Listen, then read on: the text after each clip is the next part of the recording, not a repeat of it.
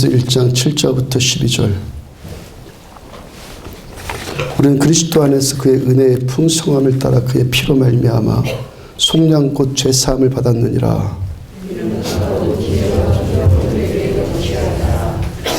그 뜻의 비밀을 우리에게 알리신 것이요 그의 기뻐하심을 따라 그리스도 안에서 때가 찬 경륜을 위하여 예정하신 것이니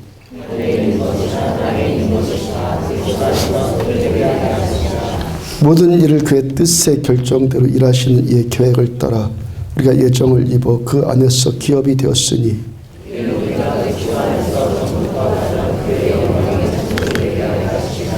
아멘. 그의 피, 예수님의 피라는 제목으로 에베소서 11번째 말씀 전해드리도록 합니다. 언제가 TV를 보는데요, 수집광들의 이야기가 나옵니다. 수집하는 사람들, 수집 그냥 광 걸린 사람들, 그들 이야기가 나오는데 어떤 사람은 그 수석을 채취하러 다니는 분이 있더라고요. 그분 말하기를 자기가 이적껏 모은 그 소유한 돌, 그 돌을 다 팔면은 100억대로 100억대. 제가 뭐 수석에 대해서 저는 아예 모르니까 본 돌이 100억대나 하는 거 얼마나 많이 모았길래, 어떤 것들을 모았길래 하는 마음으로 계속 봤어요. 그분이 소장하고 있는 돌을 보니까 제 눈으로만 봐도 뭐 기묘하게 생긴 돌들, 그런 것들이 많이 있더라고요. 근데 또 어떤 돌들은요, 제 눈으로는 잘 안 보여요. 저 돌이 왜 수석이라는 건지. 그분을 설명을 들어야지만 알 수 있는 것들이 또 있고요. 그런데 그런 돌이 기가 막힌 돌이라고 그러더라고요. 설명 들어야지만 알 수 있는 돌. 거기에 뭐 글씨도 써 있고, 뭐 그림이 들어가 있는 돌도 있고요. 또 그 그림의 모양이 사람이나 동물의 모양들 보여주는 것들도 있고. 저와 같은 문외한이 볼 때는 그 별 가치 없는 돌인데, 굴러다니는 돌이었는데, 전문가가 보니까 이 세상에서 단 하나밖에 없는 아주 희귀한 돌이더라는 거예요. 또 보석의 원석을 채집하는 사람이, 보석 그냥 원석 있죠, 원석. 그것도 채집하러 다니는 사람들이 왔어요. 이 사람은요, 원석 찾으려고 지질학자들까지 쫓아다녔대요. 바닷속에 그 해저 500m까지 내려간 정도 있다고 그래요. 얼마나 이거 아주 열심입니까? 그 사람이 어떤 사람으로부터 수정 원석을 하나 샀대. 수정 원석을 하나 샀는데, 수정이 뭐 싼 거잖아요. 수정 원석이 뭐 값이 얼마나 되겠습니까? 근데 그분의 설명하는 것을 듣는데 그 수정 원석 안에 물방울이 돌아다닌다는 거예요. 원래 그걸 판 사람은 그걸 발견을 못했어요. 근데 이 전문가의 세심한 눈에는 그 원석 안에 물방울이 돌아다니는 것이 보인 거예요. 만약에 처음 팔았던 사람이 거기에 물방울이 돌아다니는 것을 알면은 그 헐값에 그렇게 팔지 않았겠죠. 그러니까 세상에 수정 원석에 물방울이 돌아다니는 것, 그건 그거 하나밖에 없어요. 그러니까 보석 좋아하는 사람들이 그걸 사려고 하면은 값으로 환산이 안 되는 거예요. 부르는 게 값이 돼버리는 거예요. 그러니까 전문가의 눈에 전문석이 보이더라는 것이죠. 여러분, 삶에 귀한 진리가 있습니다. 아주 귀한 지혜. 이거 잘 터득하십시오. 또 영적인 것은 계속 전할 것이지만 일단 생활의 지혜, 삶에 아주 귀한 지혜를 배우시라고요. 귀한 것은 귀하게 여기는 사람에게만 귀하게 돼요. 귀한 사람이 되었건 뭐 귀한 어떤 것이 되었건 그거 내가 귀하게 여기지 않으면요 결국에 잃게 돼요. 여러분, 우리들의 이 어리석음이 뭐냐면은 친해지잖아요. 저 사람 편해지잖아요. 저 사람 잘해주잖아요. 그럼 막대예요. 그 귀한 것을 귀하게 여기지 않는 어리석음이에요. 그럴수록 더 귀하게 여겨줘야 되는 거예요. 부부간에도 그렇죠. 그럴수록 더 귀하게 여겨줘야지 귀한 것이 나한테 귀한 것이 되는 거지. 그 귀하게 여기지 않으면 결국에 잃게 된다니까요. 잃어버리고 그 후회하게 된다고요. 영적인 일에 우리들의 신앙생활하는 데 있어서 마찬가지입니다. 가장 귀한 것인데 점점 귀하지 않게 여겨지는 것이 있어요.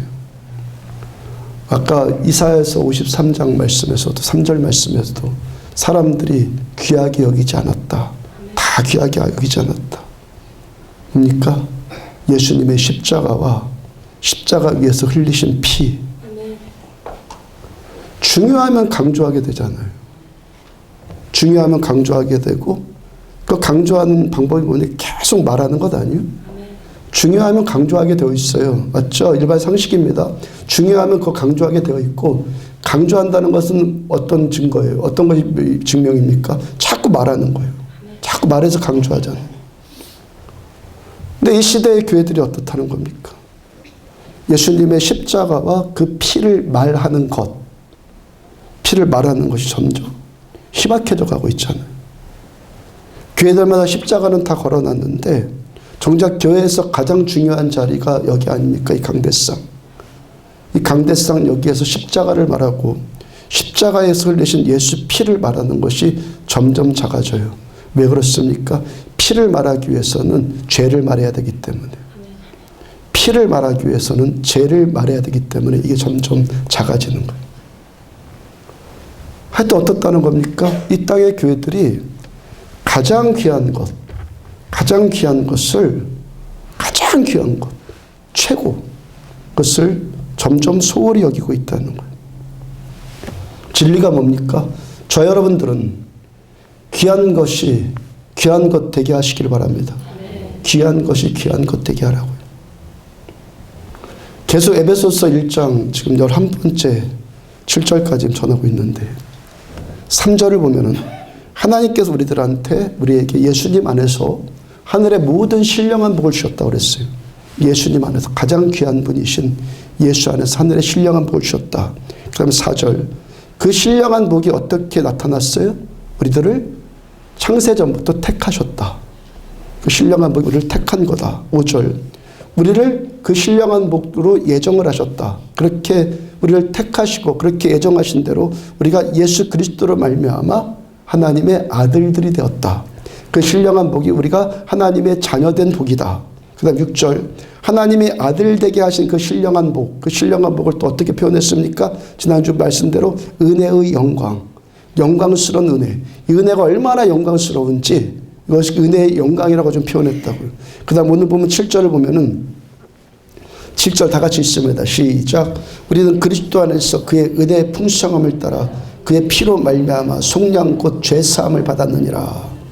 자, 우리가 그리스도 안에서 받은 그 신령한 복, 그 신령한 복 뭐라고 그랬죠? 하나님께 택함 받았다. 그리고 그 택함이 하나님의 자녀 삼았다. 그 은혜의 영광, 그 은혜의 풍성함, 하나님의 그 은혜의 풍성함이 어떻게 우리들한테 주어졌다고 말씀하십니까? 그의 피로 말미암아. 그의 예수의 피로 말미암아 속량 곧 죄사함을 받음으로 예수 피로 말미암아 우리의 죄가 용서함 받음으로 이 신령한 복, 이 은혜가 주어졌다는 거예요. 예수님의 피, 보혈, 보배로운 피, 예수님의 피로 말미암아 죄사함 받았고 예수 피로 우리의 죄가 용서받고 우리가 구속받았기 때문에 하나님의 아들들이 하나님의 자녀들이 되었고 하늘아버지의 모든 부요함, 하늘의 모든 신령한 부요함을 누릴 수 있는 그 은혜를 우리가 받게 되었다는 거예요. 그 사랑 우리를 얼마나 부욕해 하는지, 그 사랑 얼마나 아름다운지 그 노래예요. 무엇을 통해서 이렇게 되었다고요? 그의 피로 말미암아. 그의 피로 말미암아. 피가 있어야지 그 사랑이 우리를 이렇게 부욕해 하신다는 거. 피. 하늘에 속한 모든 신령한 복으로 시작된 이 모든 은혜의 영광, 이 은혜의 풍성함이 예수 피를 향해서 계속 지금 달려가요. 에베소 1장 1절부터 7절까지 하늘의 모든 이 복이 어디로 지금 초점 맞춰주고 있냐면 예수 피로 지금 초점 맞춰주고 있다는 거예요. 여러분, 이 피를 돈 받고 사거나 피를 팔 수 있습니까? 정말 없어서 굶어 죽을 판대 갖고 피 뽑아서 뭐 샀다는 사람 가끔은 있지만 그것도 뭐 한두 봉지 뽑는 거지. 그거 다 뽑습니까? 자기가 죽을 정도로 피 뽑는 사람들 없잖아요. 피는요, 그래서요, 사거나 팔거나 그렇게 할 수 있는 것 아니에요. 그래서 헌혈이라고 하잖아요. 헌혈. 헌신하는 거예요. 피는 헌신하는 거지 파는 것 아니에요. 그다음에 또 수혈이라고 하죠. 수혈. 피는 받는 거죠. 사는 것 아니에요. 받는 거예요. 그냥. 사는 것 아니라고. 현대 유전공학이 아무리 발달하고 뭐 사람을 복제하고 짐승을 복제하고 뭐 장기를 만들고 아무리 그래도 못 만드는 것 딱 한 가지가 뭡니까? 피예요. 피. 피는 못 만들어요. 창세기 9장 4절을 보면은 그러나 고기를 그 생명되는 피채 먹지 말 것이니라. 성경에 대해서 피에 대한 진술로 가장 먼저 나온, 가장 처음 나온 구절이에요. 피에 대한 최초 진술. 피가 뭐냐? 이거 원형의 말씀이에요. 하나님께서 노아의 홍수 후에 이제부터 고기를 먹을 것을 하나님께 허락하시면서 그때 주신 말씀이 고기를 먹어라. 근데 고기를 먹되 피채 먹지는 말아라. 그 이유가 어디에 있다고 말씀하십니까? 그 생명되는 피채 먹지 말지니라. 피가 생명이니까 생명을 먹지 말라는 거예요. 그다음에 더 중요한 말씀 나와요. 그 바로 다음 6절 후반부를 보면은 이는 고기를 피채 먹지 말아라. 이게 생명이기 때문에 또 한 가지 이는 피채 먹지 말아야 될 이유는 하나님이 자기 형상대로 사람을 지으셨음이니라. 피를 먹지 말라 말씀하시고 그 이유가 하나님께서 하나님의 형상대로 우리를 지으셨기 때문에 피를 먹지 말아라. 그러니까 하나님의 형상의 한 부분, 우리에게 주신 하나님의 형상의 한 부분이 어디라는 겁니까? 무엇이라는 겁니까? 피. 피를 통해서 하나님의 생명이 우리들한테 공급되어지는 겁니다. 우리 안에 있는 피, 우리 안에 있는 이 피가 뭐라는 겁니까? 하나님의 형상, 하나님의 형상의 일부라는 거예요. 우리 안에 있는 피가 하나님의 형상의 일부라는 거예요. 그럼 내가 누군가에게 나의 피를 준다는 것은 나에게 있는 하나님의 형상을 나눠준다는 것 같은 말이에요. 나의 생명을 나눠준다는 것과 같은 말이에요. 그렇다고 해서 뭐 내 피를 다 주는 경우는 없잖아요. 근데 예수님은 다 주셨어요. 예수님의 생명, 예수님 안에 있는 하나님의 형상 전부, 이 모든 것을 하나도 남기지 않고 우리를 위해서 다 주셨다고요. 그래서 예수님의 피가, 예수의 피가 우리를 살리는 거예요. 출애굽기 5장 1절을 보면은 그 후에 모세와 아론이 바로에게 가서 이르되 이스라엘의 하나님 여호와께서 이렇게 말씀하시기를 내 백성을 보내라. 그러면 그들이 광야에서 내 앞에 절기를 지킬 것이니라. 모세가 바로한테 가요. 이집트 종살이하고 있는 430년 동안 종살이하고 있는 노예민족의 대표로 모세가 파로 앞으로 갑니다. 그리고 하나님의 말씀을 전해요. 여호와께서 말씀하셨다. 나의 백성, 하나님의 백성을 보내라.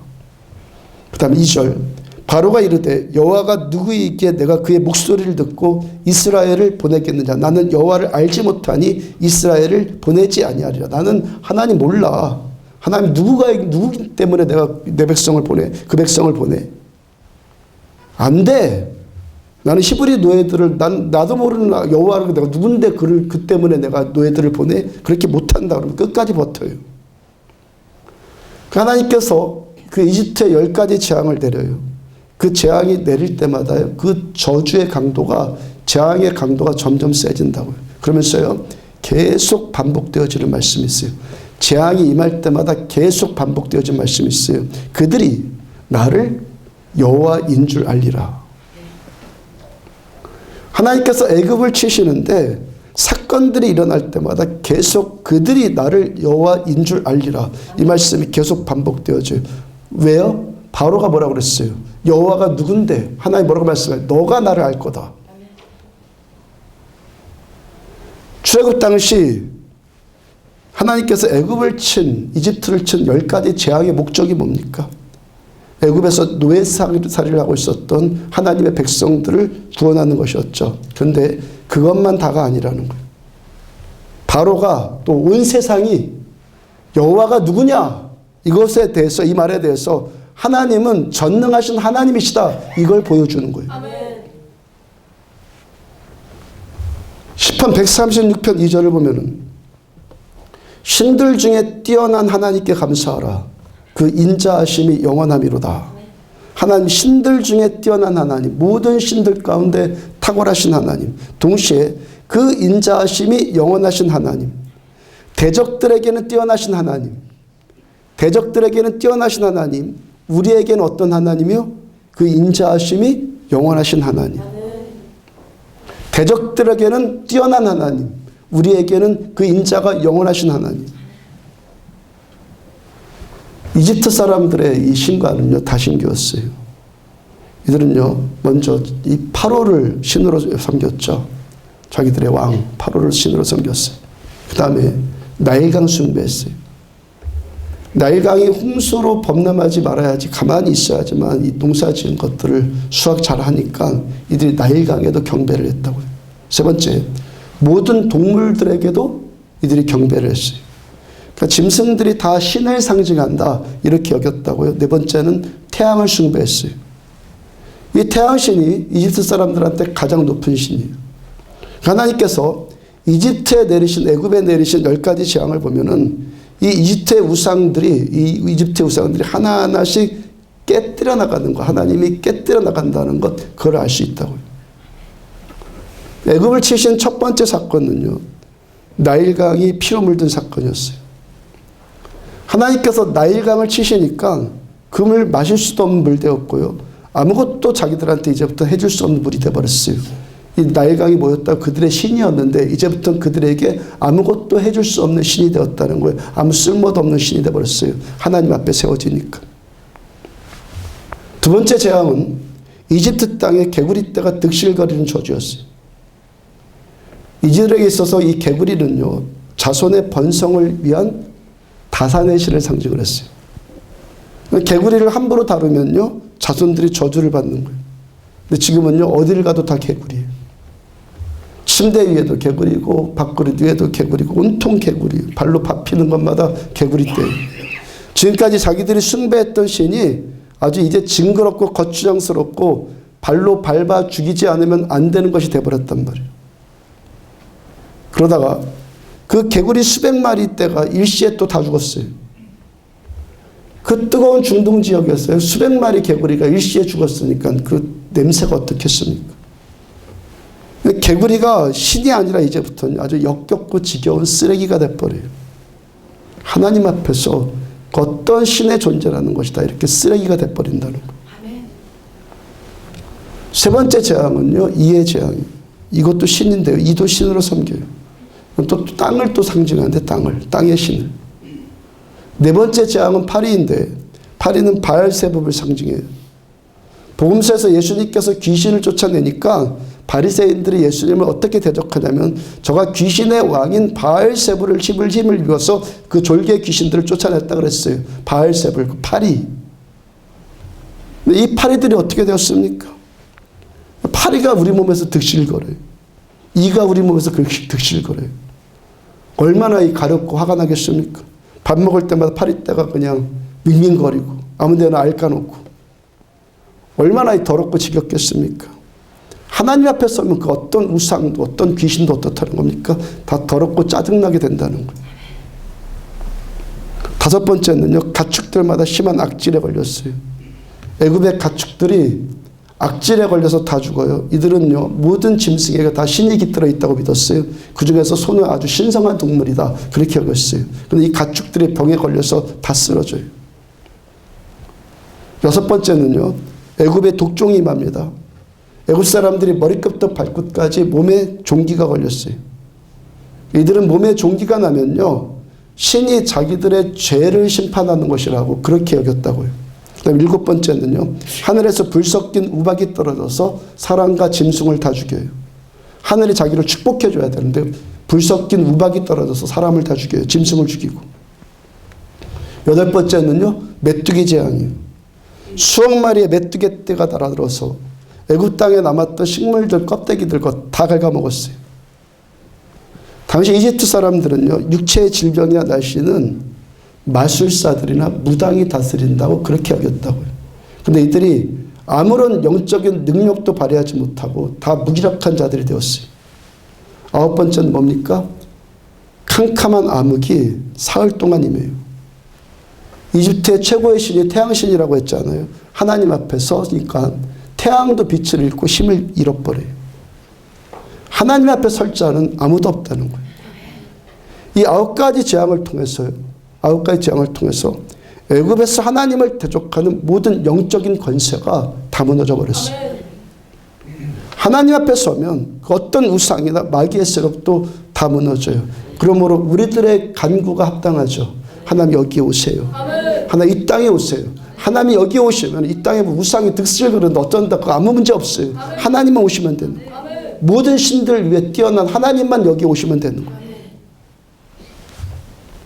그렇게 당하고도 이 바로가 끝까지 강팍해서 하나님을 대적해요. 그러한 바로를 완전히 꺾어 놓으신 하나님의 능력, 바로를 완전히 허리를 그냥 팍 잘라버린 그 능력이 뭡니까? 유월절. 마지막 10번째 재앙, 이 애굽에서 난 것은 그 첫 번째를 다 죽여버려요. 사람이든 짐승이든 첫째 것은 다 죽여요. 히브리어로 유월절은요, 히브리어로 페사크입니다. 페사크가 보호한다 이런 의미를 갖고 있고요. 또 넘어간다 이런 의미를 갖고 있어요. 그래서 우리 한자로도 유월절이 넘을 유자 넘을 월자라고 그랬죠. 넘어간다는 거예요. 이집트의 첫 번째 것을 다 죽인 저주가 유대인들을 어떻게 했다는 겁니까? 오히려 보호해주고 다 넘어가요. 그래서 유월절이에요. 출애굽기 12장 21절부터 23절 보면은 모세가 이스라엘 모든 장로를 불러서 그들에게 이르되 너희는 나가서 너희의 가족대로 어린 양을 택하여 유월절 양으로 잡고 우슬초 묶음을 가져다가 그릇에 담은 피에 적셔서 그 피를 문 인방과 좌우 설주에 뿌리고 아침까지 한 사람도 자기 집 문 밖에 나가지 말라. 여호와께서 애굽 사람들에게 재앙을 내리려고 지나가실 때에 문 인방과 좌우 물선주의 피를 보시면 여호와께서 그 문을 넘으시고 멸하는 자에게 너희 집에 들어가서 너희를 치지 못하게 하실 것임이라. 유월절 양을 잡아라. 그 양을 잡아서 그 피를 적셔라. 그 피를 뿌려라. 그 피를 주께서 보시면 피를 뿌려라. 피를 적셔라. 그 피를 주님이 하나님이 보시면 대적을 치시고 자기 백성을 보호하시는 하나님의 그 능력, 대적은 모두 다 죽여요. 그 다음에 자기 백성은 보호하세요. 그 하나님의 능력이 무엇으로 나타났다는 겁니까? 유월절에 잡은 어린 양의 피로.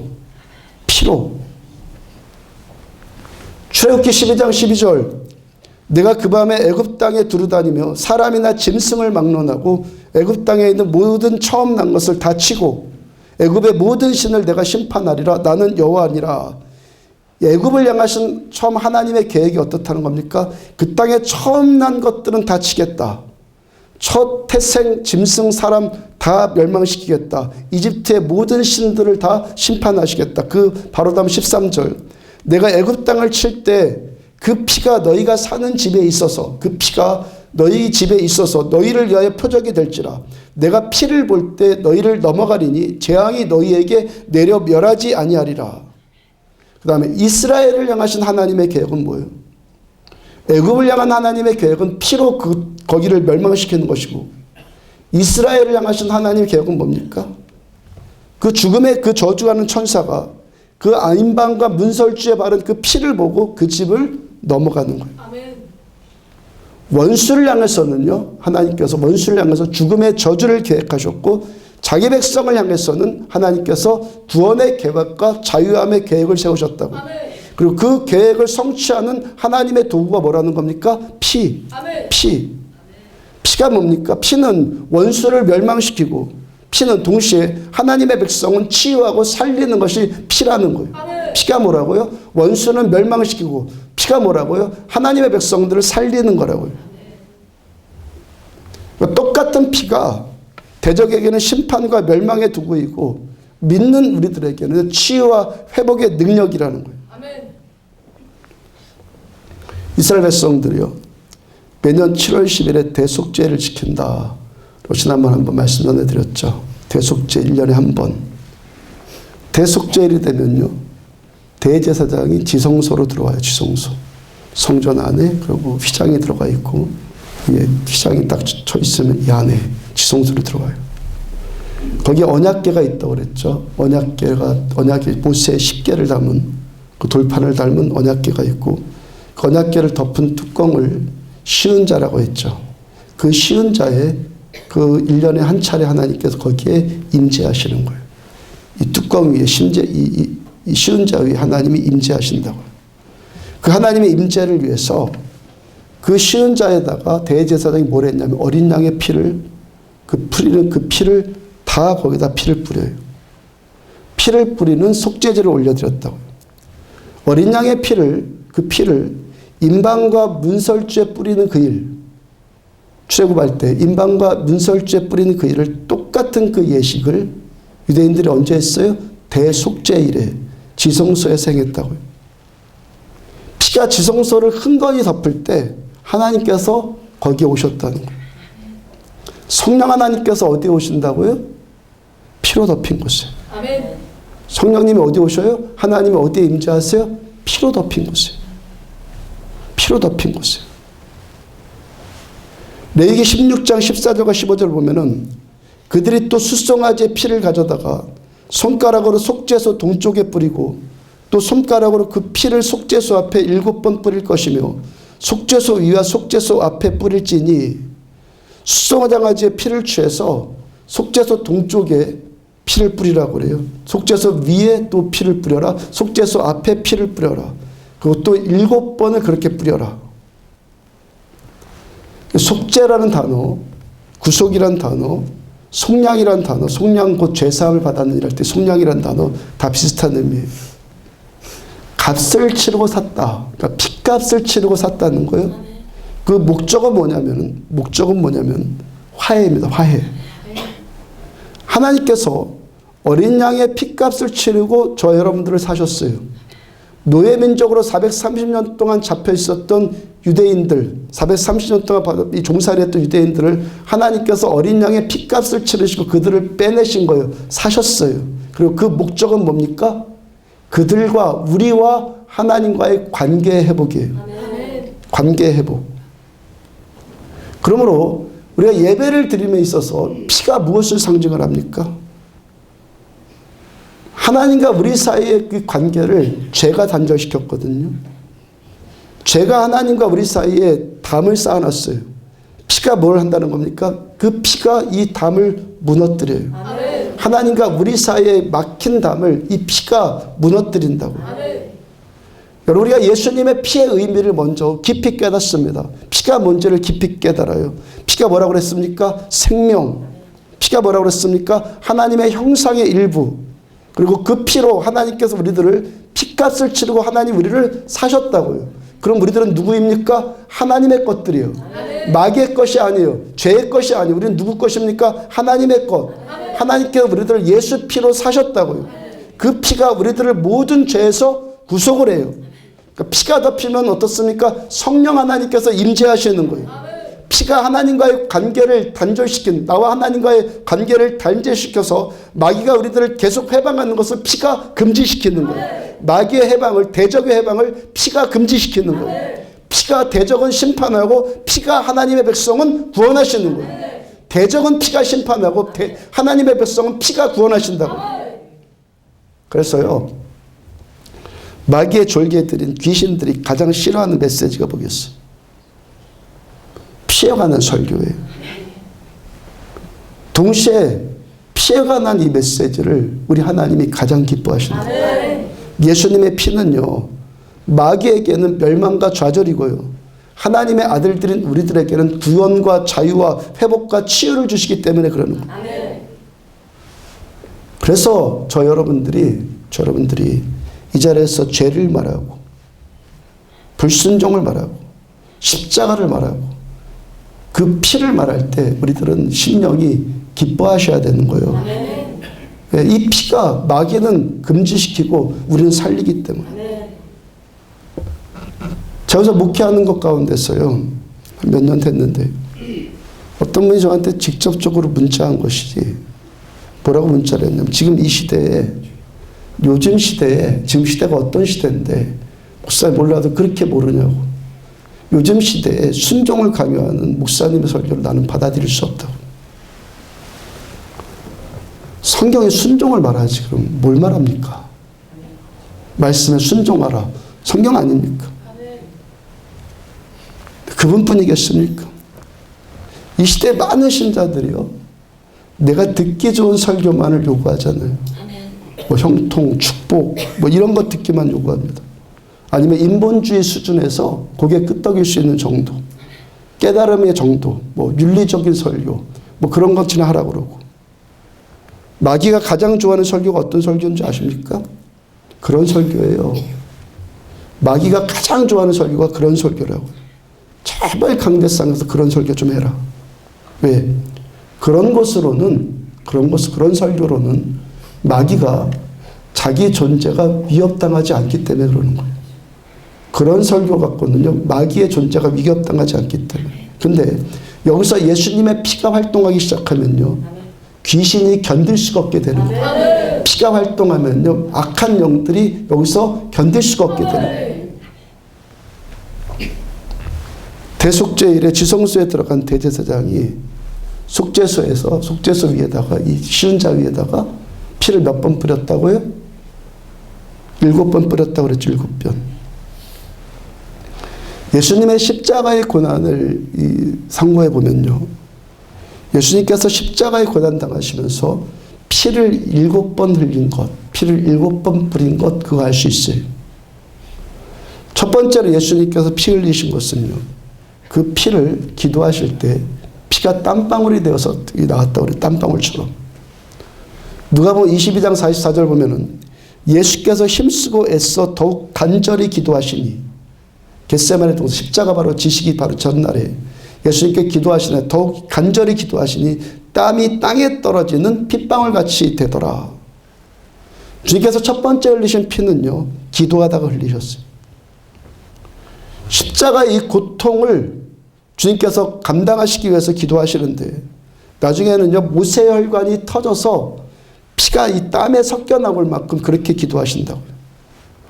겟세마네에서 흘리신 예수 피, 겟세마네에서 흘리신 예수님의 피가 우리에게 임하면, 그 피가 우리를 덮으면요, 우리 삶 가운데서 기도할 수밖에 없는 문제들, 기도하지 않고는 도저히 안 되는 그런 문제들, 그 고통의 문제를 놓고 기도하면서 흘리는 우리들의 땀, 우리들의 눈물, 우리들의 피곤함이 예수님의 그 피가 덮이면은 치유되는 거예요.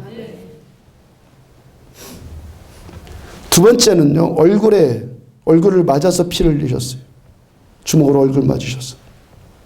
누가복음 22장 63절과 64절 보면 지키는 사람들이 예수를 희롱하고 때리며 그의 눈을 가리고 물어 이르되 선지자 노릇하라, 너를 친 자가 누구냐 하고 예수님을 주먹으로 때려요. 얼굴을 막 주먹으로 쳐요. 우리가 죄로 인해서 정죄당할 때, 연약함으로 인해서 우리가 수치당할 때, 주먹으로 맞는 듯한 그런 고통당할 때 예수님의 피가 임하면 그 고통이 치유받는 거예요.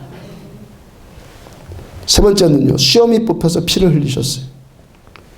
이사야서 50장 6절을 보면은 나를 때리는 자들에게 내 등을 맡기며 나의 수염을 뽑는 자들에게 나의 뺨을 맡기며 모욕과 침뱉음을 당하여도 내 얼굴을 가리지 아니하였느니라.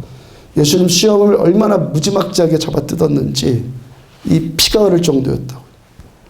예수님의 피가 어떻다는 겁니까? 우리가 수염 뜯기는 듯한 그 모욕, 그 수치가 예수님의 피가 임하면은 그 수치가 치유받는다고요. 네 번째는요, 채찍에 맞아서 피를 흘리셨어요. 마태복음 27장 26절을 보면은 이에 바라바는 저희에게 놓아주고 예수는 채찍질하고 십자가에 못 박히게 넘겨주니라. 당시 로마 군인들 사용했던 채찍은 끝이 날카로운 새 조각이 붙었다고 그랬죠. 그것도 한 갈래가 아니라 여러 갈래로. 이 채찍에 맞으면 살이 찢겨져 나가고 뼈가 막 드러나게 되고요. 예수님의 피가 어떻다는 겁니까?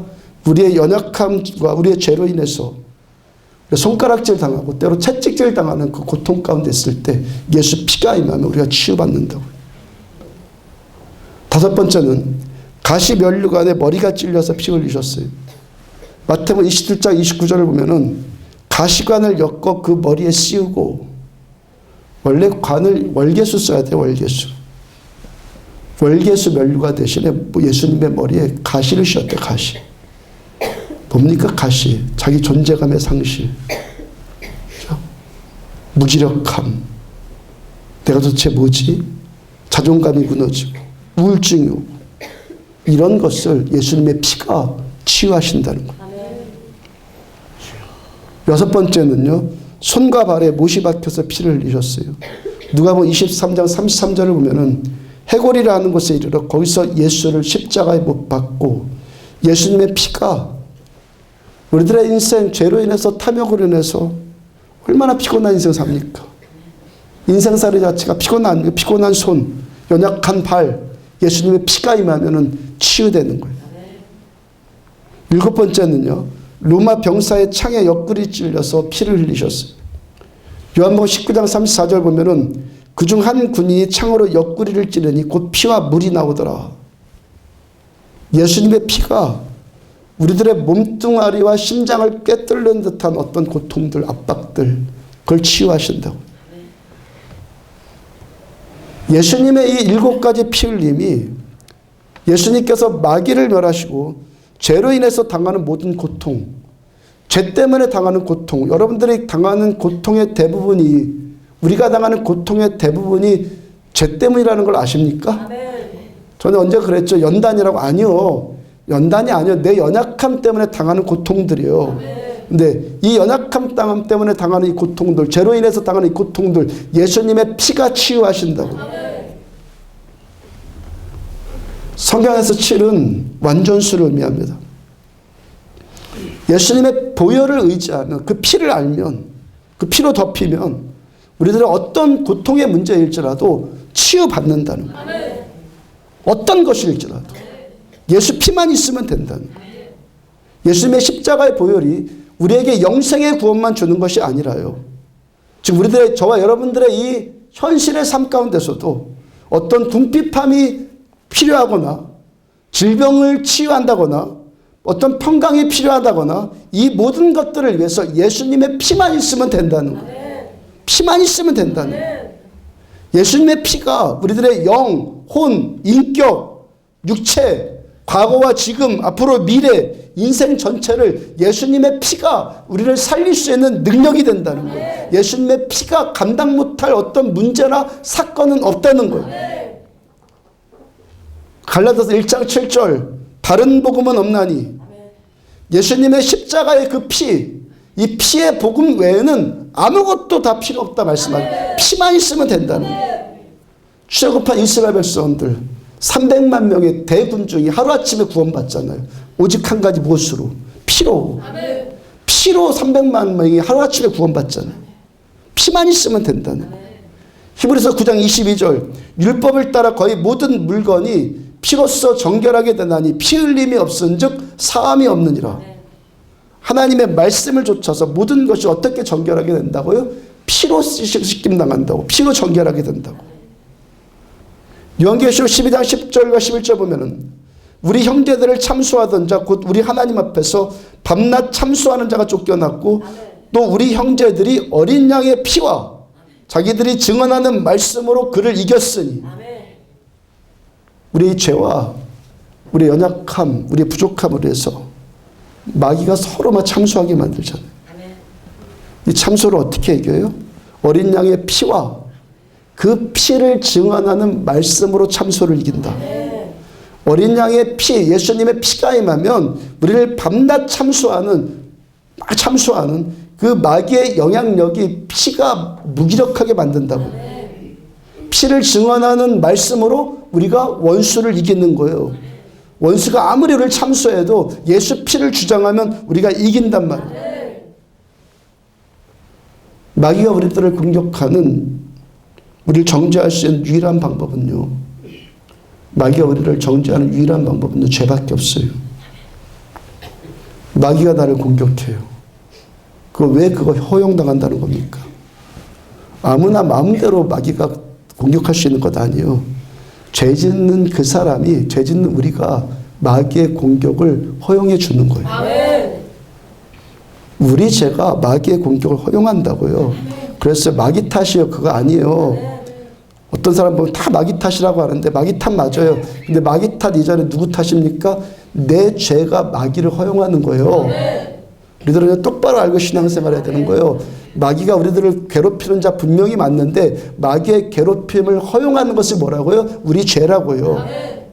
우리들의 죄, 우리들의 불순종, 말씀을 거역하는 것, 하나님 온전히 믿지 않는 것, 내 마음대로 사는 것, 이것이 뭡니까? 이 모든 죄가 마귀가 나를 공격하도록 허용해 준다는 거예요.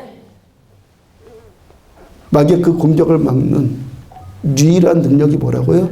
피. 피밖에 없어요. 피가 마귀의 공격을 금지시키는 거예요. 죄 안 짓고 살 수 있는 방법이 있습니까? 조금 짓고 덜 짓고 많이 짓고 조금 짓고 그 정도의 차이지 죄를 벗어날 수 없잖아요. 그때마다 마귀가 우리를 공격할 때 무엇이 막아준다고요? 피가 막아준다. 피가. 그래서 피를 통해서 죄사함 받는 걸 가지고 사도 바울께서 에베소 1장 7절에도 뭐라고 하시는 거예요? 은혜의 영광이다 이게. 은혜의 풍성함이다. 예수의 피가 은혜의 풍성함이다. 예수님의 피가 하나님의 은혜의 모든 것이다 그러는 거예요. 시편 105편 37절 보면 그들을 인도하여 은금을 가지게 나오게 하시니 그들 이집트에 잡혀있던 그 유대인들 430년 동안 노예살이 하던 그들을 인도하여 은과 금을 가지고 나오게 하시니 그 지파 중에 약한 자가 하나도 없었도다. 6월절 어린 양의 피로 덮인 이스라엘 백성들이 지금 이집트를 탈출해서 나오고 있는 상황을 지금 설명하고 있는 거예요. 하나님께서 이집트인들에게 유대인들을 향한 호감을 갖게 하셨어요. 그날 이집트인들이 유대인들을 향해서 호감이 생겼어요. 그래서 유대인들이 필요하다고 말하는 것을 다 공급해 줘요. 그 이스라엘 백성들이 애굽에서 나오면서 필요한 은과 금을 다 가지고 나와요. 그 다음에 그들 중에 약한 것들이 하나도 없이 하나님이 다 치료해 주셨다. 어떤 사람이 이러한 일을 경험한다는 겁니까? 예수님의 피로 덮일 때. 마귀가요, 우리의 건강을 공격할 때 있어요. 그때 어떻게 합니까? 아파. 아픈 거 받아들이지 말라고 그랬죠. 죄 때문에 아파. 그래도 받아들이지 마요. 죄 때문에 공격하는 거예요. 내가 문제 있어서 내가 아파요. 그래도 받아들이지 마요. 왜? 나는 하나님의 백성이니까. 하나님의 아들이니까. 그때도 보혈의 능력 주장하면서 우리 중에 약한 자가 없노라 라고 선포하라고요. 여러분들 남편을 위해서, 여러분들 자녀들을 위해서 그렇게 기도하라고요. 하나님, 너희 중에 약한 자가 하나도 없다고 주께서 말씀하셨습니다. 남편을 위해서 기도합니다. 아내를 위해서 기도합니다. 자녀를 위해서 기도합니다. 우리들의 질병을 놓고 기도합니다. 우리를 예수님의 보혈로 덮어주시고 우리 중에 약한 자가 하나도 없게 하여 주옵소서 라고 선포하란 말이에요.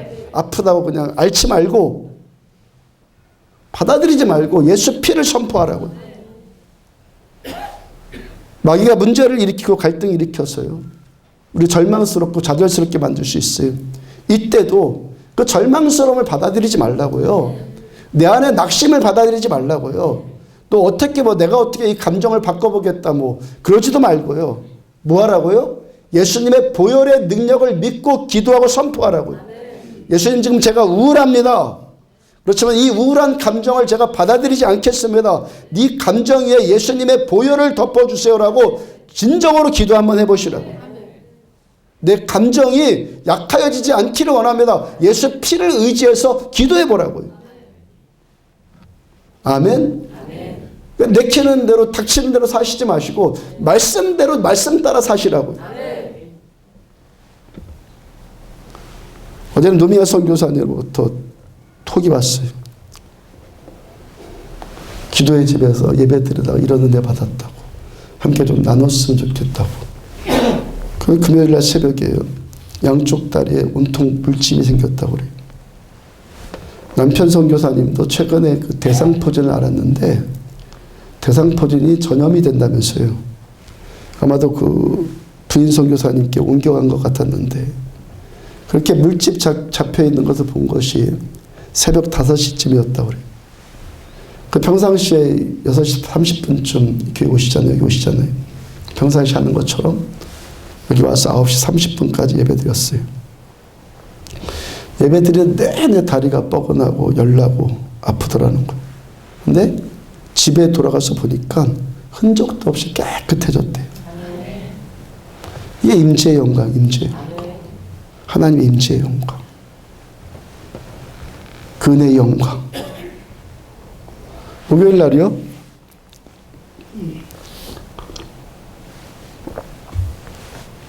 목요일 오전 예배 드리고 점심 먹으러 갔는데 우리 한 자리에서 모여서 먹겠다고 의자 테이블을 이렇게 배치를 하는데 표성민 집사님 발등 위로 의자 아주 쇠 의자가 그냥 팍 빠졌어요. 발등이 찍혔어요. 발등에 퍼렇게 멍이 들었고 피부가 벗겨졌으니까 얼마나 아프겠습니까? 그래도 뭐 좀 있으면 괜찮아질 거니까 큰 병은 아니니까 그냥 지나치려고 했는데 집사님이 너무 아파해서 너무 엄살은 아닌 것 같은데 하여튼 너무 아파해서 발전기를 갖고 와보라고. 그래서 손을 얹고 기도했어요. 5초쯤 있으니까 야, 목사님 정말 신기해요. 발등에 피멍이 들 정도로 세게 맞았는데요. 그 고통이 싹 사라져 버렸어요. 어제 토요일에도요. 고윤 집사님도 식당에서 일을 하다가 뭔가 떨어져서 새끼발가락이 퉁퉁 부어서 왔어요. 원래 신영란 집사님이 아파서 기도해 드리려고 제가 왔는데 발이 그렇다고 해서 먼저 집사님, 고 집사님 발에 기도해 드리니까 5초쯤 있으니까 그 통증도 싹 사라졌어요. 신영란 집사님도요. 금요일날 서울병원에 갔더니 자궁을 적출해야 된다는 판정을 받고 왔는데 기도받고 살 것 같대요. 처음에는 핏기가 하나도 없는 얼굴이었는데요. 얼굴에 생기가 돌기를 시작해요. 김금주 집사님도요. 위암 수술한 것 때문에 지난주부터 한 일주일 전부터인가요? 새벽 예배 계속 나오시길래 계속 기도해 드렸는데 속이 너무 편해지더라고요. 지금 속이 너무 편하다고요. 언젠가 책을 읽는데 하나님께는 암이나 감기나 똑같습니다. 그런 말이 나오더라고요. 그리고 그런 말 치유사역자들이 하는 말도 들어봤고 저도 여기서 전 그런 말 해본 적 있죠. 하나님께는 암이나 감기나 똑같습니다.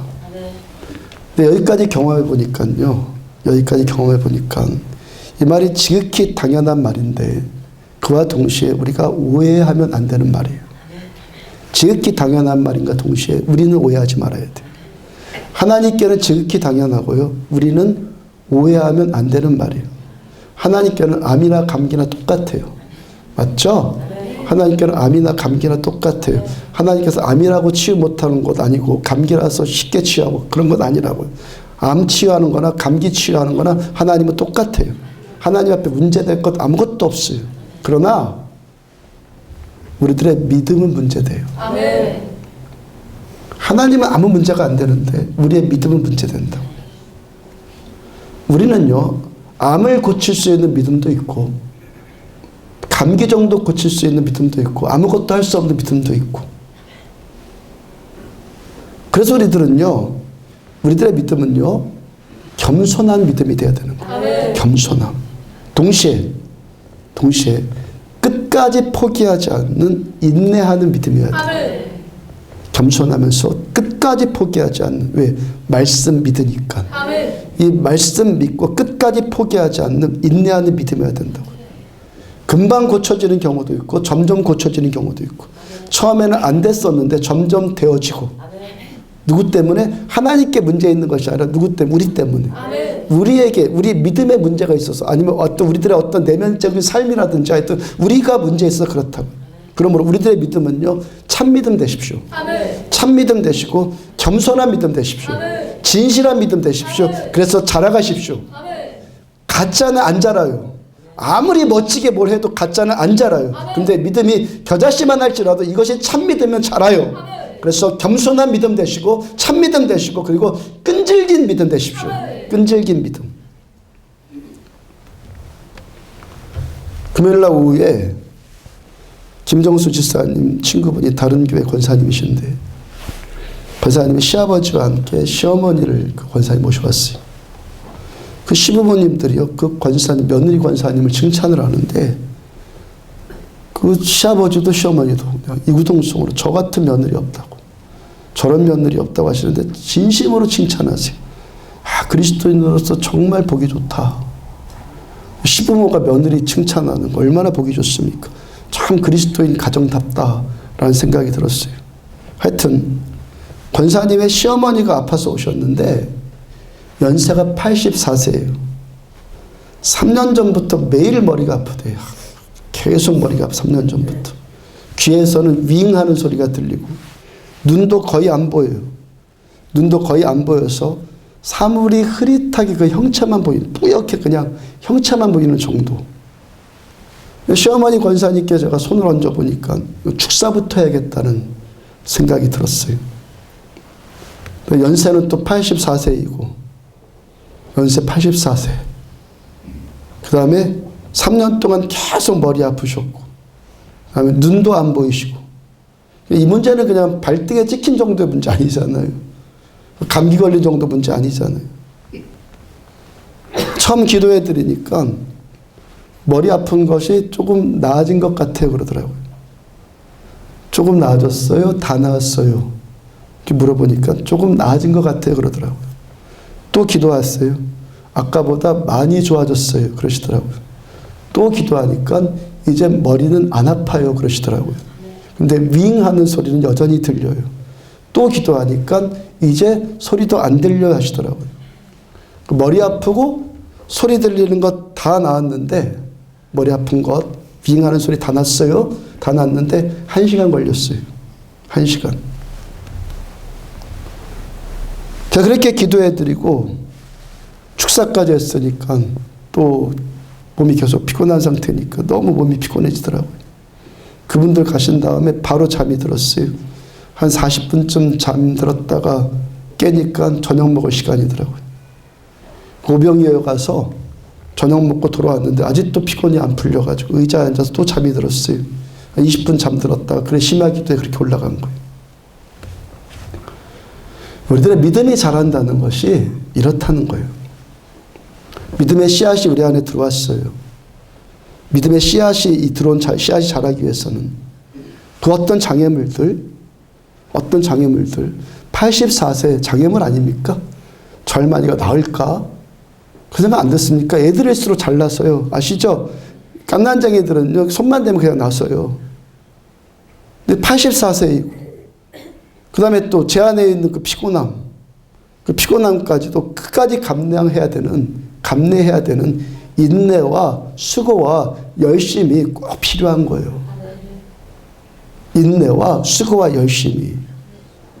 84세라는 노년이라는 것, 3년 동안 계속 아팠다는 것 장애물 아닙니까? 잠깐 아팠다면 더 자신감 있고 그럴 텐데 3년 동안 계속 아팠던 그 장애물, 그것도 돌파해 나가는 거예요.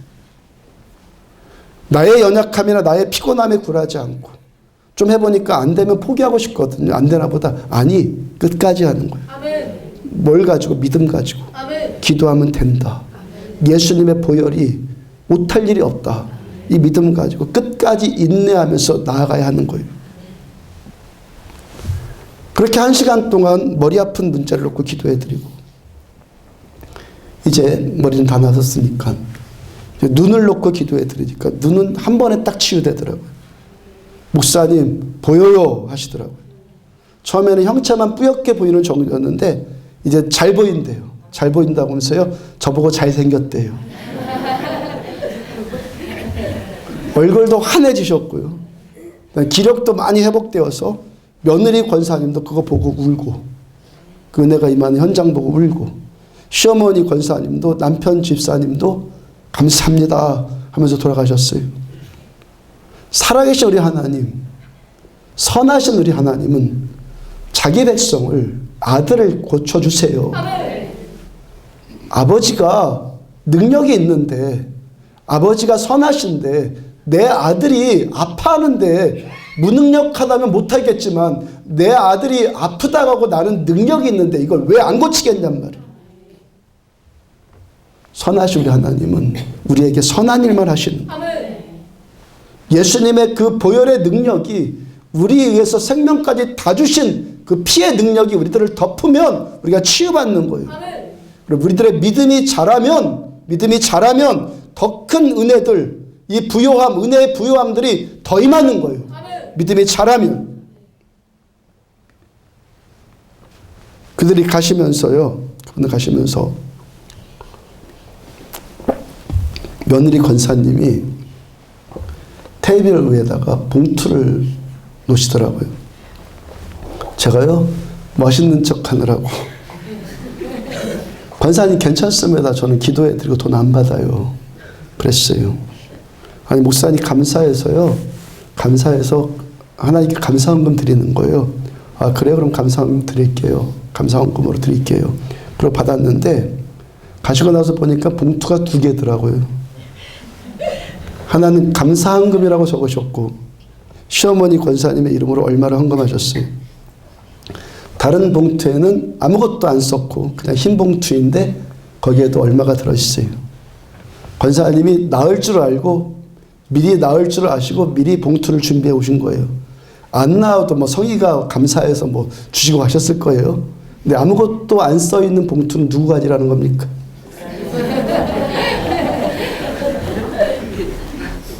그 말 안 했으면 그 내 건데. 죄책감이 들더라. 죄책감. 그 하나님께 회개하고 그 흰 봉투까지 다 감사헌금으로 다 드렸어요.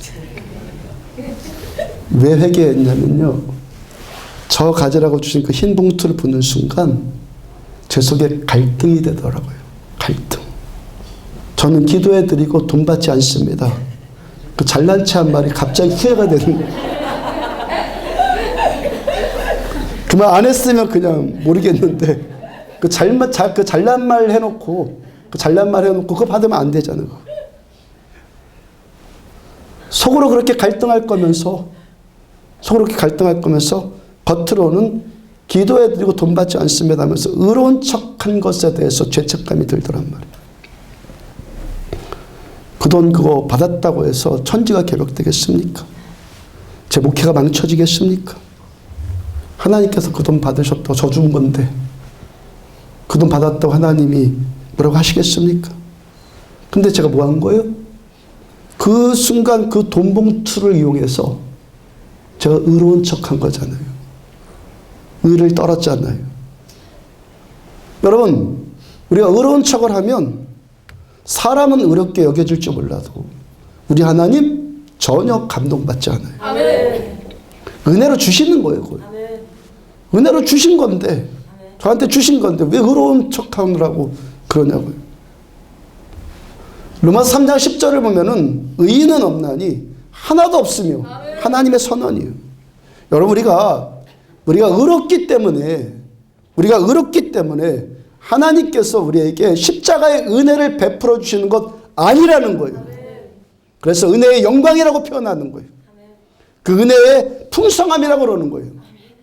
은혜의 영광, 은혜의 풍성함이라는 놀라운 표현을 하는 거예요, 바울께서.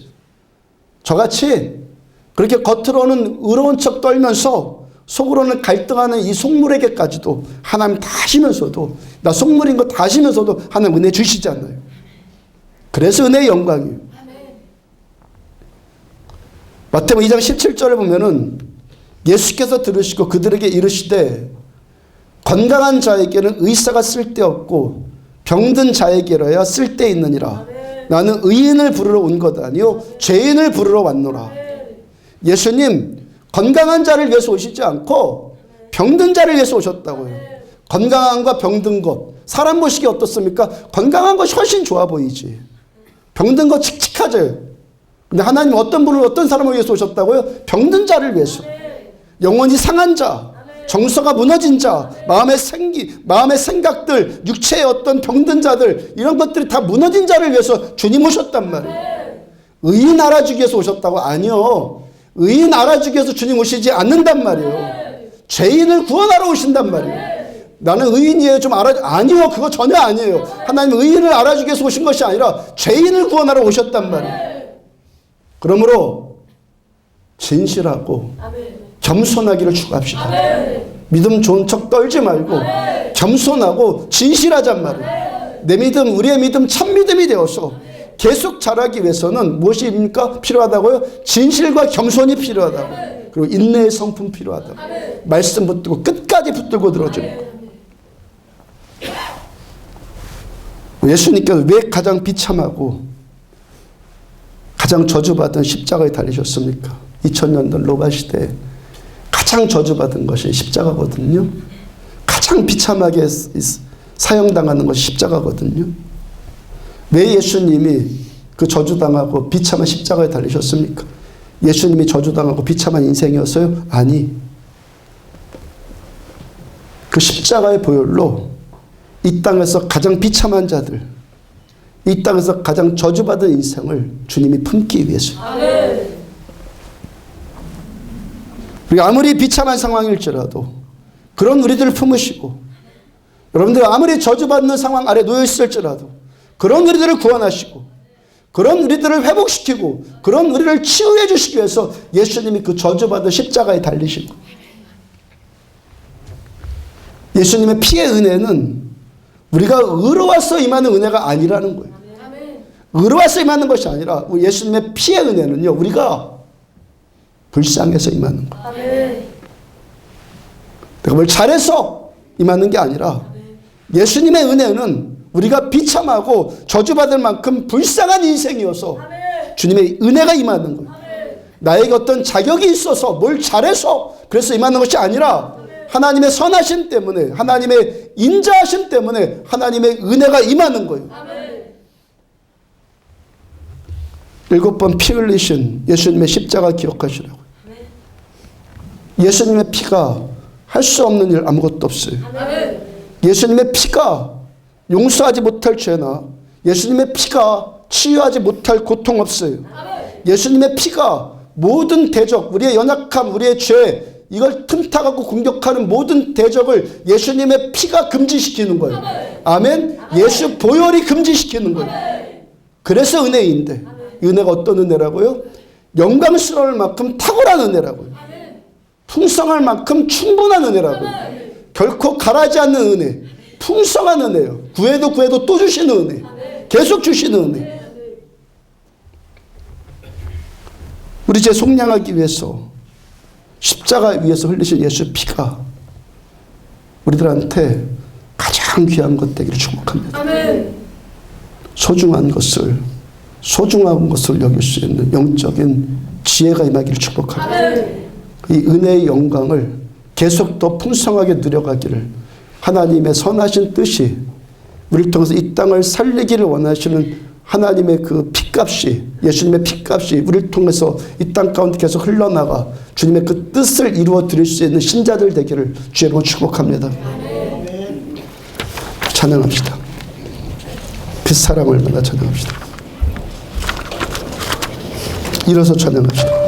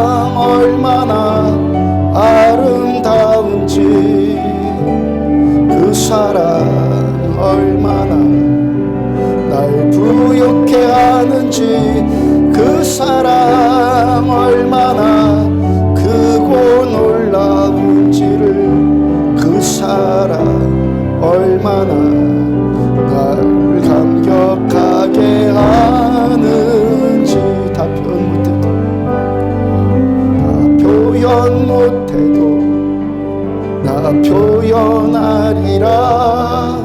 다 고백 못해도 다 고백하리라. 다 알 수 없어도 다 알아가리라. 다 닮지 못해도 다 닮아가리라. 다 표현 못해도 다 표현하리라. 다 고백 못해도 다 고백하리라.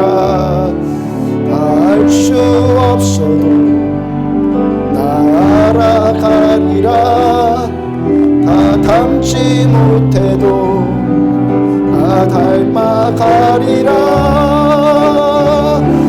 그 사랑 얼마나 아름다운지, 그 사랑 얼마나 날 부욕해 하는지, 그 사랑 얼마나 크고 놀라운지를, 그 사랑 얼마나 나를 감격하게 하는 그 사랑,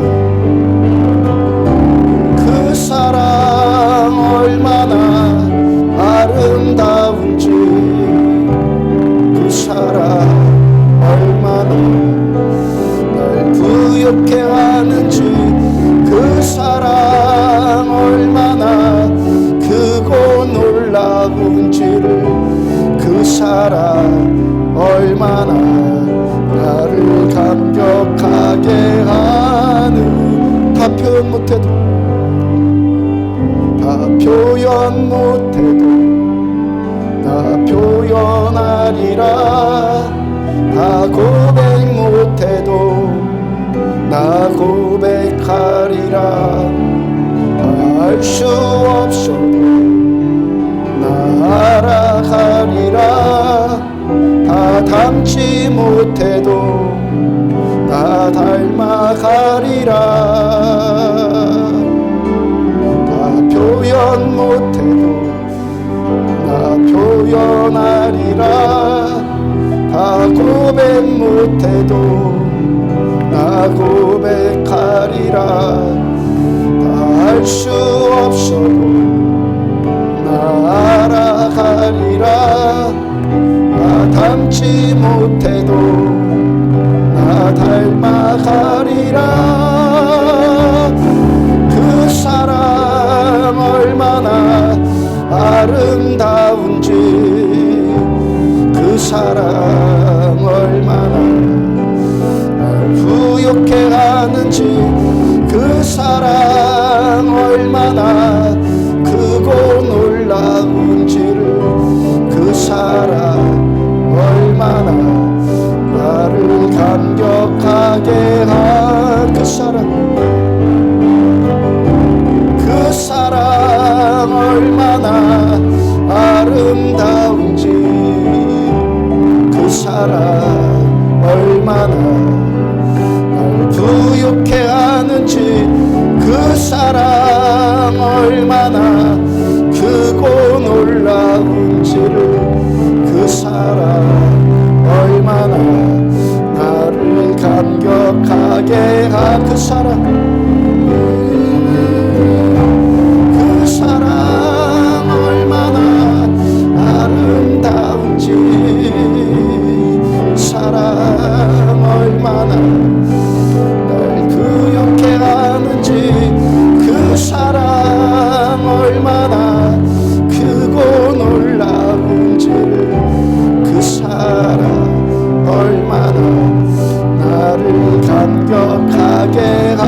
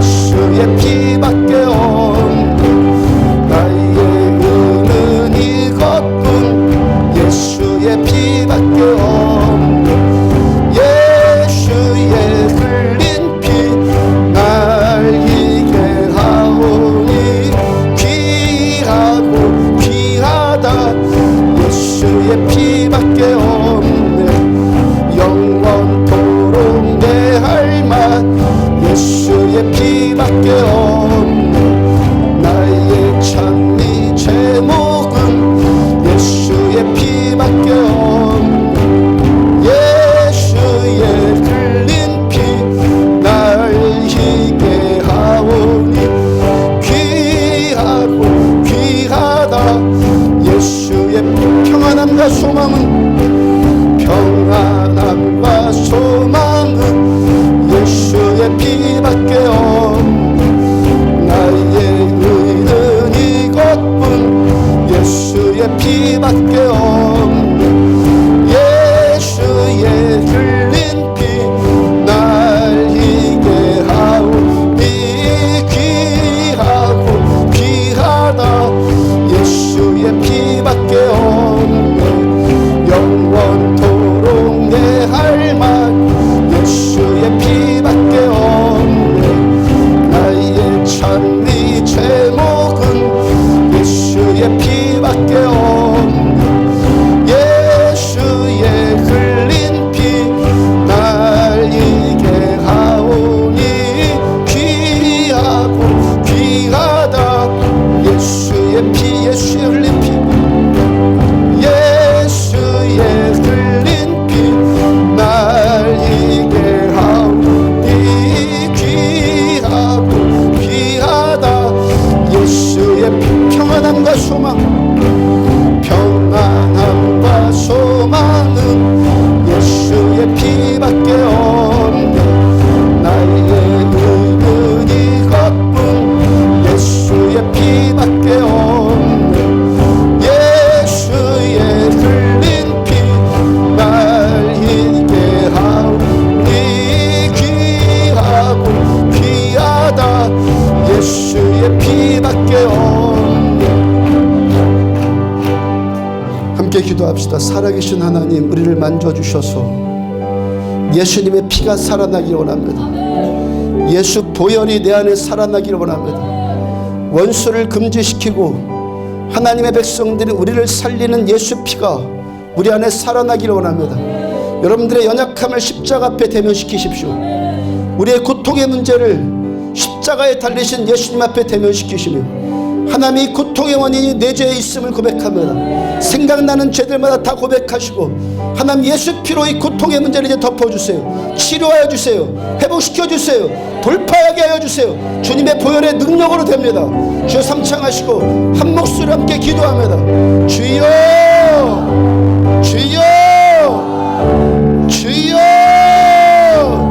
하나님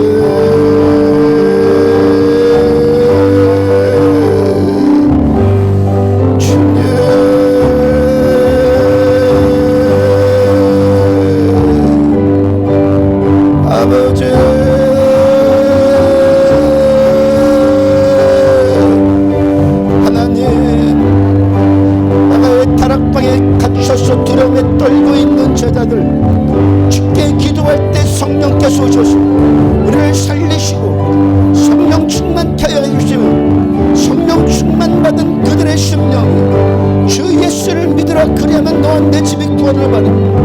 너희가 회개하여 각각 주 예수의 이름으로 세례를 받고 죄사함을 받으라. 그러면 성령의 선물을 받으리니 말씀하여 주신 그 말씀 그대로 하나님의 이 말씀이 여기에 이루어지기를 원합니다. 사도행전의 이 말씀이 여기에 이루어지기를 원합니다.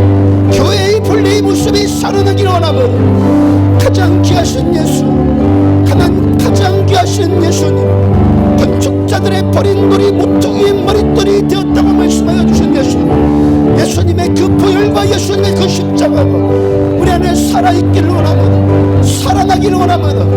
피의 권세가 살아나기를 원합니다. 피의 능력이 살아나기를 원합니다. 우리의 죄를 긍휼히 여기시며 우리의 죄를 용서하여 주시며 우리의 죄를 사하여 주시는 예수님의 보혈이 그 은혜의 영광과 그 은혜의 풍성함이 우리 안에 살아나기를 원합니다. 내 주님 우리 안에 살아나기를 원합니다. 양심에 화인 맞은 것들을 용서하여 주시고 죄 안에서 강팍게 된 것들을 주님 열어주시기를 원합니다. 말씀으로 열어주시기를 원합니다. 성령으로 열어주시기를 원합니다. 하나님, 그래서 하나님 우리의 고통의 문제를 가지고 십자가 앞에 대면했습니다. 하나님 우리의 연약함의 문제를 가지고 십자가 앞에 대면하였습니다. 하나님 우리의 고통, 아픔, 눈물을 가지고 하나님 십자가 앞에 대면했습니다. 예수님, 하나님 저들의 고통 위에 예수 피를 덮어주셔서 하나님 용서를 간구하며 제삼의 은총을 간구하며 세리와 같이 하나님 우리를 불쌍히 여겨주세요. 주님, 우리를 불쌍히 여겨주셔야 하는 심령들을 위해 주님 보혈로 덮어주시기를 원하면 불쌍히 여겨주세요. 고백하는 저들에게 보혈의 능력으로 덮어주셔서 원수의 모든 낙함이 이제 금지당하여지며 원수의 모든 괴계들, 공격들이 주 예수 그리스도 이름으로 소멸당하여지며 그래서 주 예수 그리스도 이름으로 치유받을지어다. 예수 그리스도 이름으로 회복되어질지어다. 주 예수 그리스도 이름으로 모든 문제들이 돌파되어질지어다. 내가 주를 의뢰하고 적군을 향해 달리며 내 하나님을 의지하여 담을 뛰어넘나이다. 십자가만 의지합니다. 예수 보혈만 의지합니다. 그래서 이제 적군을 향해서 달려나가며 하나님 원수의 모든 계계를 돌파해 나가며 내 안에 있는 모든 견고한 진도를 보혈의 능력으로 돌파해 나가는 우리들 되어지기를 원합니다. 자녀를 가슴에 품습니다. 남편을 가슴에 품습니다. 하나님 그 갈등의 문제를 품습니다. 하나님 인간의 그 고뇌의 문제를 품습니다. 우울증의 문제를 내려놓습니다. 상처를 내려놓습니다. 하나님 자기 핏감을 내려놓습니다. 하나님 모든 것들을 십자가 앞에 내려놓습니다. 주의 보혈 능력이 있음을 고백합니다. 예수님의 보혈 능력이 있음을 고백합니다. 십자가 위에서 그 7번의 피를 뿌리신 예수님의 피가 우리들 모두에게 덮여지기를 원합니다. 그 피가 우리들 모두에게 덮여지기를 원합니다. 상한 심령 되어지기를 원합니다. 겸손한 심령 되어집니다. 하나님 참믿음 되어져서 주님만 구합니다. 내 주님만 구합니다. 살아계신 하나님 주 예수 그리스도는 어제나 오늘이나 영원토록 동일하시느니라. 주 예수 그리스도는 어제나 오늘이나 영원토록 동일하시느니라. 동일하신 하나님, 성경 안에 기록된 이 말씀들이 여기에서 그대로 선포되어지며 여기서 그대로 이루어지는 사건들 되어지기를 원합니다. 그래서 주께서 말씀하여 주신 것처럼 너희는 온 천하에 다니며 만민에게 복음을 증거하라. 믿고 세례를 받는 자들에게는 하나님의 은혜와 구원이 말 것이며 믿지 않는 자들에게 심판이 말이라 말씀하여 주신 것처럼 믿는 자들에겐 이런 표적이 따르리니 그들이 내 이름으로 귀신을 쫓아내며 새 방언을 말하며 뱀을 집으며 무슨 동 마실지라도 해를 받지 아니하며 병든 자에게 손을 얹은 적 나오니라. 이 말씀의 능력이 임하여졌어. 그러므로 이제 그리스도 예수 안에 있는 자들에게는 결코 정죄함이 없나니 아무도 정죄받지 않았어. 하늘의 모든 신령한 부유함들을 마음껏 누리는 우리들 되어지기를 원합니다. 어디 성령이 너희에게 마시면 너희가 권능을 받고 예루살렘과 온 유대와 사마리아 땅 끝까지 이르러서 내 증인이 되리라 말씀하여 주신 그 말씀 그대로 이루어지고 성취되어지기를 원하면 내 주님 우리를 붙들어 주세요. 내 주님 우리를 긍휼히 여겨주세요. 하나님 주님과의 친밀함이 다시 회복되어지며 막힌 모든 탐들이 예수의 이름으로 무너지며 하나님 우리가 주님과 온전히 화목되어졌어. 나는 포도나무 너희는 가지니 그가 내 안에 내가 그 안에 있으면 이 사람은 가시를 많이 맺나니 나를 떠나서는 너희가 아무것도 할 수 없음이라. 그 말씀이 이루어지기를 원합니다. 주님과 온전히 하나 되어져 우리 주님과 하나 되어지는 거룩한 신부들이 거룩한 주님의 친백성들이 주님의 친구들이 여기에서 일어나 나의 뜻을 너희를 통해서 다 성취하겠다 말씀하여 주신 주님의 그 말씀이 너희가 나와 같은 일을 할 것이며 나보다 더 큰 일을 할 것이라 말씀하여 주신 하나님의 그 말씀이 여기에서 이루어져 죽은 자들이 계속해서 살아나며 상처받은 자들이 치유받으며 낙심한 자들이 소망을 얻으며 우울한 자들의 기쁨이 회복되어질지어다. 주 예수 그리스도 이름으로 복된 소식이 선포되어지며 눈먼 자들의 눈을 뜨며 가난한 자들에게 아름다운 소식 소식이 선포되어지며 젖는 자들이 걷게 되어지면 모든 자유하는 자들이, 포로된 자들이 자유함의 밑것들이 나타나질지어다. 포로된 것들이 자유함이 임할지어다. 진리를 할지니 진리가 너희를 자유하게 하리라. 자유가 임할지어다. 자유가 임할지어다. 묶임들이 풀어질지어다. 예수의 이름으로 풀어질지어다.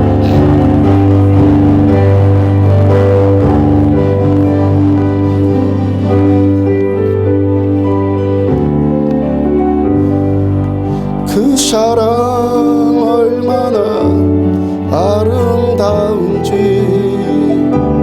그 사랑 얼마나 날 부욕해 하는지, 그 사랑 얼마나 크고 놀라운지를, 그 사랑 얼마나 나를 감격하게 하는지,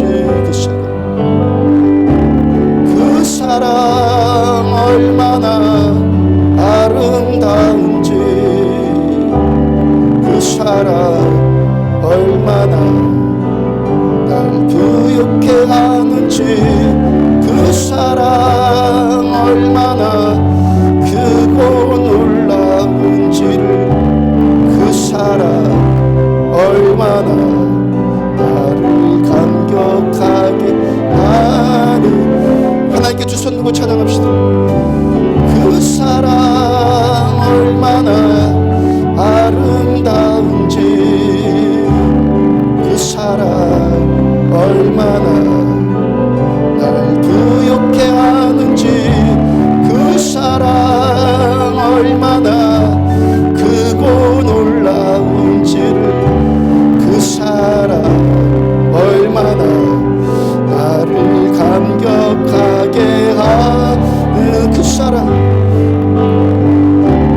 그 사랑 얼마나 아름다운지, 그 사랑 얼마나 날 부욕해 하는지, 그 사랑 얼마나 크고 놀라운지를, 그 사랑 얼마나 나를 감격하게 한, 그 사랑, 그 사랑 얼마나 아름다운지, 그 사랑 얼마나 날 부욕해 하는지, 그 사랑 얼마나 크고 놀라운지를, 그 사랑 얼마나 감격하게 하는지. 십자가 앞에 여러분들의 중심을 대면시키십시오.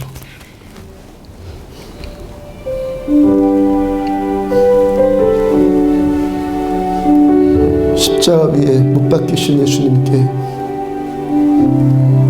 여러분들의 중심을 이 시간 대면시키십시오. 여러분들 연약함을 대면시키십시오. 고통, 눈물, 난제들, 내 입으로 해결할 수 없는 것들을 예수님의 십자가 앞에 이 시간 대면시키십시오.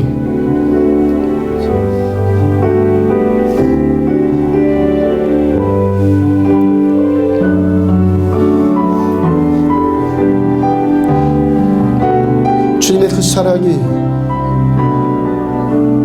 주님의 그 사랑이, 십자가의 그 사랑이 저 여러분들의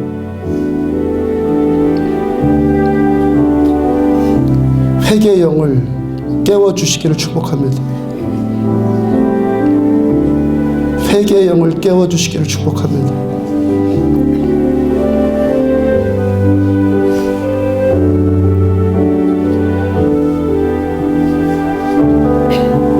환경 때문인 줄 알고,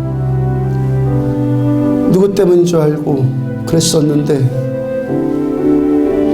나 때문입니다. 하나님, 나 때문입니다. 내 죄 때문입니다. 우리 모든 죄 십자가 위에서 떠안으시고 우리 대신 죽으시고 그 피를 다 쏟아부으신 예수님께 고통의 문제를 드리십시오. 지금 드리십시오. 나중에 치유되는 거 아닙니다. 지금 되는 겁니다. 지금 그 고통의 문제를 십자가 앞에 드리십시오. 내 죄 때문입니다. 주님, 피로 덮어주세요. 우울함, 자존감 상실한 것들, 답답한 것들 십자가 앞에 다 내려놓으십시오. 난치병, 그것도 내려놓으십시오. 하나님 못할 일 없으십니다. 경제적인 고통 십자가 앞에 내려놓으십시오.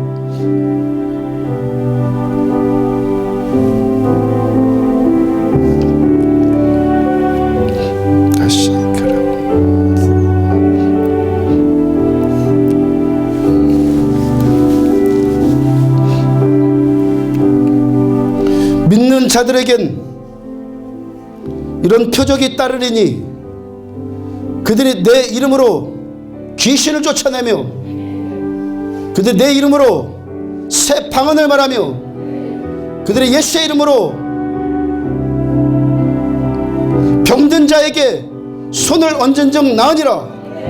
내 이름으로 고통의 문제들이 풀리리라. 내 이름으로 적군을 향해 달리며 원수의 담을 뛰어넘으리라. 내 이름으로, 예수의 이름으로 모든 견고한 진들이 파여질지어다. 예수 그리스도의 이름으로 묶임들이 풀어질지어다. 자유함이 임할지어다. 경제의 문이 돌파되어질지어다. 예수 그리스도의 이름으로 고통들이 치유받을지어다. 주 예수 그리스도의 이름으로 인간의 갈등의 문제들이 치유받을지어다.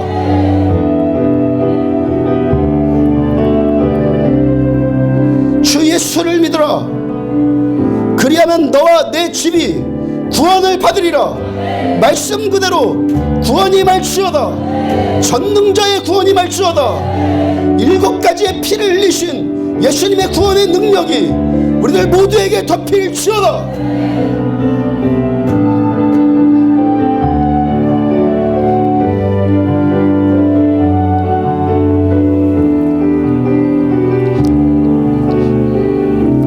지금은 생명이신 우리 주 예수 그리스도의 은혜와 하나님 아버지의 무한하신 사랑과 성령님의 내주 인도 교통하심이 오직 예수님의 보혈만 의지하고 예수님의 피의 그 가치가 회복되어지고 예수님의 그 보혈로 십자가의 그 피로 평생 신앙생활하기로 결단한 종과 사랑하는 성도들의 머리머리 위에 지금부터 영원까지 함께 하시기를 축원하옵나이다.